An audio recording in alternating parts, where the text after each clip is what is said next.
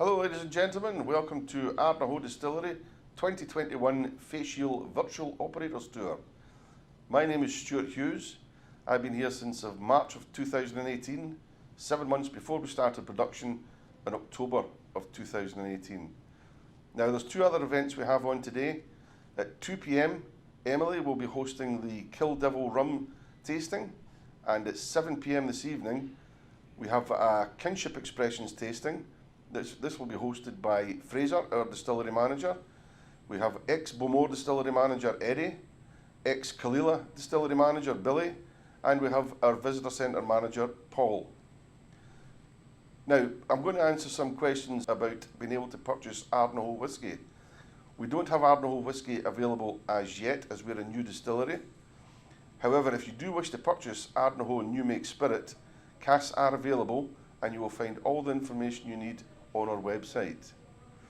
Now, I'd like to invite you on the operators tour of Ardnahoe Distillery, and we'll be starting at the malt intake, where we take our deliveries of malt. If you'd like to follow me, come this way.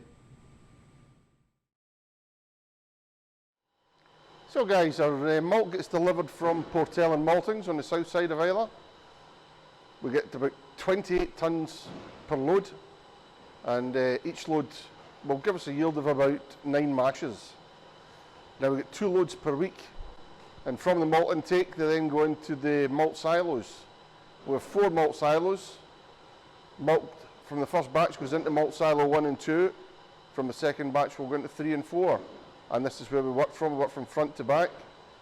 So we start unloading the malt to go through the conveyor from malt silo number 1, and it heads to the destoner.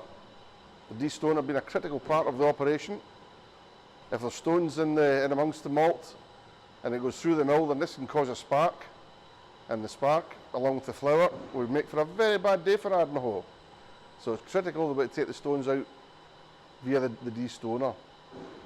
From there, it goes into our malt weigher. We do 2.75 tonnes of malt per mash, and we're looking to achieve a minimum of 400 litres of alcohol per tonne of malt. Now once it goes into the malt weigher, and we've got our 2.75 tonnes, we will then go into the old bobby mill. The bobby mill we're using at the moment is over 100 years old. It's been pretty reliable up to this point, so we might get another 100 years out of it, hopefully. The malt itself, this is the malt that we get delivered. 40 parts per million is peated to, which is a pretty standard Islay malt. There's 3 parts of the malt we're looking to separate. When it goes through the mill, you get 2 sets of rollers on the mill. The top set take the husks off the malt. Now the husks is pretty much the jacket of the malt. If you put the husks through a microscope, you'll see that inside it's honeycomb shaped, a bit like a bee's hive. Now this is nature's own little sieve, and what it does, it acts as a sieve for the water to go through the mash tun without letting the solids through, which would just clog up a mash tun system. The next part that goes through the lower rollers is the middles. The middles is the starches.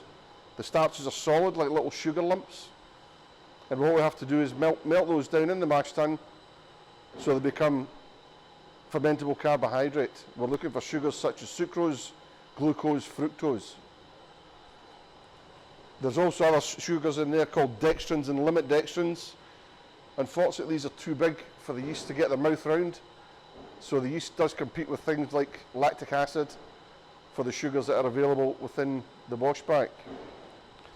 Third part of the malt is the flour. This is what's left at the bottom, and in the flour we still have some starches, and these can be turned into fermentable carbohydrate during the mashing process. Now, once the malt comes out the mill, it then comes in to our grist bin, and this is where the 2.75 tonnes is then ready to go into the mash house to start the mashing process to turn the starches into fermentable carbohydrate. If you'd like to follow me into the mash house, we'll show you the next part of the production. Okay guys, this is the next part of production. We're in the mash house. Once the grist has been ground, it then needs to be mixed with water so we can extract the fermentable carbohydrate. Ardnahoe, we have a manual system. We've gone back to the old days of making whiskey. There's no automation whatsoever in here. As you can see on the left-hand side, all our valves that lead from the hot water tanks to the mash tun to the fermenters. We've got the 2 hot water tanks in the background. Each hold 15,000 litres of water. We have the mash tun here with a beautiful copper top on it. The copper top actually keeps the heat in the mash tun to aid the conversion process of the fermentable carbohydrate. If it wasn't there, it would get a little bit cold, the heat would disband, and we wouldn't be able to get the flavours that we're trying to achieve at Ardnahoe. The mash tun has a semi-lauter tun. We only put the rakes on only when needed. They're just there to aid drainage. Beside the mash tun, we have a balancer or underback. What the underback does, it tells you how much watts are left in the mash tun as we're pumping through to the fermenter. And just beside the underback, we've got the most beautiful view in the country. You can see right up to the island of Mull, over to Jura, and you can see one of our employees, Greg, happily working away in the background. So during the mashing process, the first thing we do is we want to introduce the grist into the mash tun with water from the hot water tank number 1. We have to get the ideal temperature for the conversion to happen, and that's usually about 64 degrees Celsius. When we mix it with 64 degrees Celsius, the conversion from soluble starch to fermentable carbohydrate is sometimes instantaneously, but they can be a little bit sluggish and can take up to an hour, perhaps even longer, depending on how the malt's been peated or how the malt's been grown. That goes in with the first water. Once we've let it settle for an hour to let the conversion take place, we'll then put the wort into the underback or the balancer and then pump it through to the fermenter. Once the first water is dry, we'll then add the second water. The second water comes down at a slightly higher temperature to wash off any more sugars that may still be in the mash tun. That gets pumped through to the fermenter before we add the third water. The third and final water is again slightly higher temperature than the first and the second, and that should take any more goodness out of the malt, and then we reuse that water for the first water of the second mash. At the end of the process, what we have left in the mash tun is what's called draff. As you can see from the film, the draff goes out into the trailer. The farmer will come and take the trailer along with the draff, and he'll feed his cattle with it. And I've got to say that the burgers and the steaks on Islay are one of the best I've tasted because they've been eating the Ardnahoe draff. So the next part of the process is the wort will leave the mash tun and it'll enter the washbacks. These are 4 wooden washbacks. They're made of Oregon pine. They hold about 30,000 litres, but we only put in about 26,000 litres. That leaves enough room for expansion during the fermentation process. Now, we add a couple of bags, 40 kilograms of yeast to the wort when it comes in. Fill the washbacks up. The yeast will take about 48 hours for the first stage of fermentation, and we have a stage 2 fermentation that takes up to 70 hours. That gives us the flavours and the spices and the fruits that we need.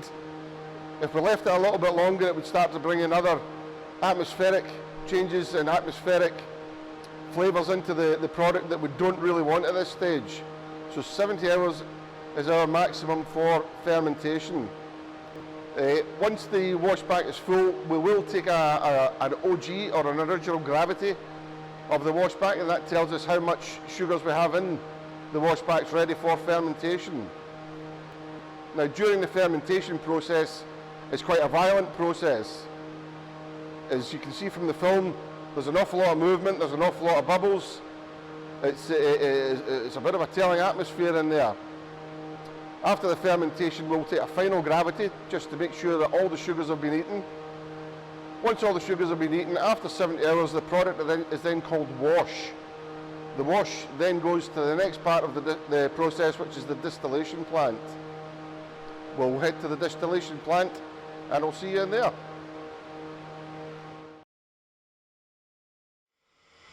Okay guys, once the fermentation process is finished, we then enter the distillation plant, or what's commonly known as the still house. Now in our still house we have two large copper stills. The first one is the wash still, which holds approximately 17,000 litres. The second one is the spirit still, which holds approximately 9,000 litres. It's slightly smaller. As we look up through the still, at the top of the still we've got what's known as the swan neck, and what's attached to the swan neck is then the line arm. The line arms at Ardnahoe are the longest line arms we have in the country, measuring over 23 feet. Now what we have at the end of the line arm, if you've been around other distilleries, you may have seen the traditional shell and tube condenser. We actually have our worm tubs. Now worm tubs date back to the times of King James I and Bonnie Prince Charlie, the Jacobites, Rob Roy McGregor and our famous poet Rabbie Burns. That's 16, 17 and 1800s. What happens with the worm tubs is we have another 24 metres of copper that's coiled round like a spring, or as they call it in the old days, a worm. That cools any vapour that comes through the worm tub. It heats up the water, so our water then has to go to our cooling tower, which is then cooled down and then reintroduced and recycled back into the worm tubs to keep our spirit cold and to keep the product the way we want it. Now when the wash is introduced to the wash still, the stills operate pretty much the same as a kettle in your house if you go to make a tea or a coffee. You introduce water into the kettle, you would then introduce a heat source, which would be electricity, into the element. The element would heat up the liquid would start to come into vapour, and you would know that the kettle's boiled then. It's the same process for the stills, but the heating element, we introduce steam as opposed to electricity. Now this heats up the liquid in the wash still. Alcohol will boil at a lower temperature than water, so when the alcohol starts to boil it will turn into vapour, and we're going to separate that vapour, the alcohol, from the water. The vapour will climb up the still and it will hit the copper as it's climbing up right through the swan neck and into the line arm, and this will get rid of all the impurities, your methanol, your volatile taste, your congener, all these we don't want in our final product. The vapour will then enter the worm tub, and the reason for that is, as humans, we can't drink vapour. We have to have a cool liquid. So the worm tub will cool the vapours down and will turn them into liquid form, and then gravity will do the rest. The liquid, which is now known as low wines, will come and enter the sample safe. It will come through the spout and into the thistle bowl, and from there the thistle bowl will direct it straight to the low wines tank. From the low wines tank it would then get introduced into the spirit still. Now we're continually monitoring though during distillation. We have to find out when we've taken all the alcohol off that we need. Now we do this by using hydrometers and thermometers. We also can see by the colour and the smell of when it's ready to finish. We normally take it down to about 1% alcohol. After that it's not really economically viable to try and boil the last 1% out. Now, once the low wines has been put into the spirit still, it will be a strength of around about 40%, which isn't the strength that we want at this point, so we'll have to redistill it through the spirit still, and again, operates the same way as the wash still. We introduce steam into the heating element. That then heats up the liquid. The liquid boils, the alcohol will boil at a lower temperature than what the wash does, around about 80 to 85 degrees Celsius. The alcohol will turn into vapour again, which will climb up the spirit still, over the swan neck, getting rid of all these impurities and methanol. It will enter the worm tub, where again it will cool down, and then gravity will bring it through into the sample safe and in to to the thistle bowl that leads to the low wines and paints tank. The reason for that is there's 3 parts to the spirit run. The first part is called the heads. The heads have to get recycled because they're a little bit off colour, a little bit blue, a little bit green. We'll get some flavours in there we don't want. It's also got a waxy texture to it, which we don't want coming through in our final spirit. After the heads are finished, this is the critical part where the still person will change it on to spirit. Now, the spirit itself should be clear, it should be nosed, and it should be between 73 to 75% volume. This comes through experience, and the experienced eye will then shift the spout from the low wines onto the thistle bowl of the spirit tank. We'll run on spirit for approximately 2 hours 30, and then we will return the spirit back to the low wines tank. This is now called the tails, which is then commonly known as faints. Now, this will all get recycled again through the spirit still, because there's still a lot of alcohol in it, and the more time it gets distilled, the more strength and the more purity it will have. So guys, when the spirit is being produced, the next place for it is its cocoon, or the cask, or the barrel, that have been literally hand-picked by the board of directors at Hunter Lane, and the casks are absolutely exquisite. Now, the whisky won't be ready for a number of years until the master distiller decides this is when it's ready. And when it's ready, the cocoon will open, the butterfly will emerge, it will spread its wings, and this is when you'll see all the lovely colours, the beautiful colours, and smell all these wonderful aromas of Ardnahoe whisky. Now, unfortunately, we can't give you a sample of Ardnahoe whisky at the moment, but please don't let that put you off coming to visit us. We all want to welcome you with open arms. And Hunter Lane, who own the founders and owners of Ardnahoe Distillery, have an extensive range of whiskies in their shop, cafe and bar. These range from 10-year-old single malts right through to 42-year-old single grain whiskies, which are absolutely exquisite. Now, if you come to Ardnahoe to enjoy the experience and share in the passion that we all have here, the VC staff and the production staff will welcome you with open arms. Now, like me, I'm sure you can't wait for the first bottle of Ardnahoe to be produced.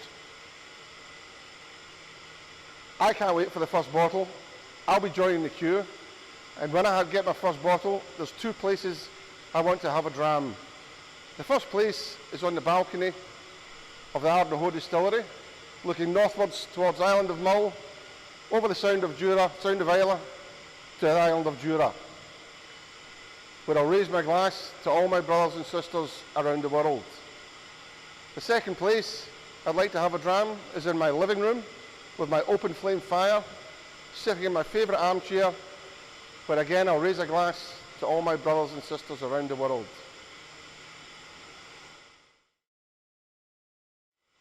Now, as we come to the end of the operator's tour, there really is only 2 words to say.